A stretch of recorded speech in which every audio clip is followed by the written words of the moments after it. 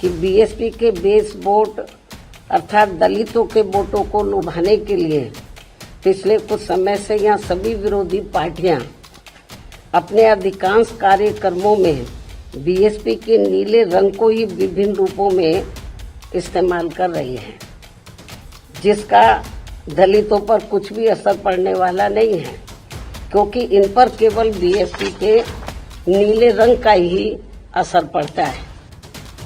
लहजा सख्त है, चेतावनी भी साफ है। मायावती ने जुबान से नाम भले ही नहीं लिया, लेकिन जिक्र अखिलेश का ही है। यूपी की सियासत में दलित वोटरों को अपने पाले में करने की लड़ाई ने एक नया रंग युद्ध छेड़ दिया है।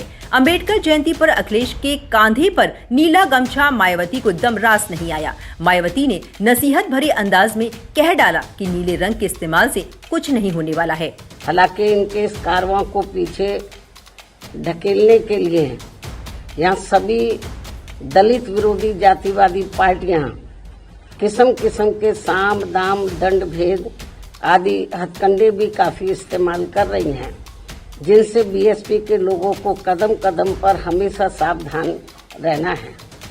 और यही फिर अपने इन महापुरुषों के प्रति इनकी सच्ची श्रद्धा भी होगी। 14 अप्रैल को डॉक्टर भीमराव अंबेडकर की 135वीं जयंती यूपी में सियासत के अखाड़े में तब्दील हो गई। अंबेडकर जयंती दलित वोटों को साधने का जरिया बनता दिखने लगी। सियासत के जानकार भी इसे 27 के चुनाव से जोड़कर देख रहे हैं। अखिलेश के कंधे पर नीला गमछा और जुबान पर पीडीए का नारा उसी की ओर इशारा है।